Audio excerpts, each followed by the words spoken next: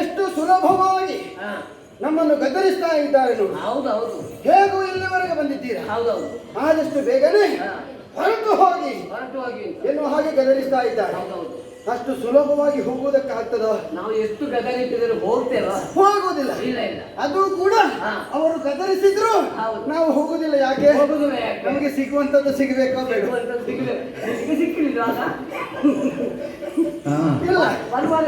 ಇಲ್ಲ, ನಿರೀಕ್ಷೆ ಮಾಡಿದಷ್ಟೇ, ಇನ್ನೂ ಸಿಗ್ಬೇಕಷ್ಟೇ. ಹೌದು, ಸಿಗದೇ ಇದ್ರು ಬೇಸರ ಇಲ್ಲ, ನಾವು ಪಡ್ಕೊಳ್ತೇವೆ.